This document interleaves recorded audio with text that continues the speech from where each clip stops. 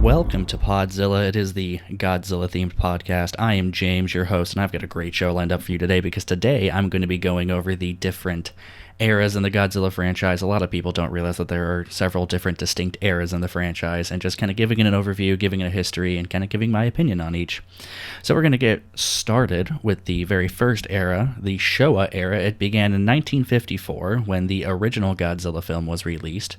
That film was re-edited and re-released for American audiences in 1956 as Godzilla King of the Monsters. The Showa era was by far the longest era in the franchise, lasting from 1954 to 1975, and it had the most movies with 15. Now, tonally, the Showa era started out pretty dark. The first film, I think a lot of people realize, is a metaphor for the horrors of the atomic bomb, and since it came out less than a decade after the bombings of Hiroshima and Nagasaki, it was very prevalent in the conscious of the Japanese audience. But by 1964's Ghidorah the Three-Headed Monster, Godzilla had started to become a more heroic character. He started to team up with other monsters and fight the bad guys, and by the end of the era in 1975, Godzilla was pretty much just a protector of the Earth and friend of humanity. The quality of the movies was, at that point, pretty bad. This is where you start to see a lot of the Mystery Science Theater episodes that they did on the films. Now, you did see a lot of the classic foes that Godzilla faces get introduced during this era. You got to see Megalon and Gigan and Rodan, Mothra, etc.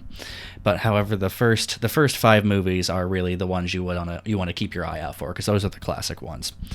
The next era was the Heisei era, and it began in 1984 with the return of Godzilla. Now, this era kind of ignored all of the previous films except for the original Godzilla. It returned Godzilla to his more kind of antagonistic force of nature role. The budget was better, the tone was darker, and there was actual continuity between the films, which was a very interesting aspect.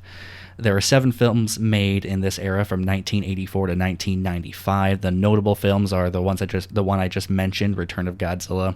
Godzilla vs. Biollante is an interesting one because Godzilla fights a giant plant monster that was a person, but then it turns into a plant. It's kind of a weird one.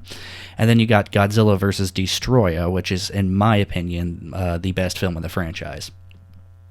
Next up, we get into the Millennium Era, which began in 1999 with Godzilla 2000 Millennium. Now, this is the shortest era in terms of years. It only lasted from 1999 to 2004 and only had 6 films. Each film was a standalone film. It was kind of an anthology series, with the 1954 original being the only common thread between them. Again, this series had good special effects. Godzilla is still a force of nature, not really good or bad, except for the movie Giant Monsters All-Out Attack, where he's a bad guy possessed by the souls of those killed in World War II. Kind of a weird one again. Notable films are Godzilla 2000, All-Out Attack, and Godzilla Final Wars, which was the 50th anniversary film, and is kind of the equivalent of a young boy taking all of his Godzilla toys and just smashing them together. It's a bunch of big, silly, dumb fun, and it's a great film, and I love it. And then we get into the current era, the modern era, the Reiwa era. It began in 2016 with Shin Godzilla, which is a reboot of the series. It had really political themes, was fairly dark and disturbing. Shin Godzilla is the only live-action film in the Reiwa era, with the other 3, Planet of the Monsters, City on the Edge of Battle, and The Planet Eater, being animes. There is reportedly a new live-action film being developed that will ignore Shin Godzilla, but the details on that are kind of scarce right now. And then we get into the American films. Now, I'm just going to briefly mention the 1998 film, the one with Ferris Bueller. I can't remember his name right now. Matthew Broderick, I think. Not a good film.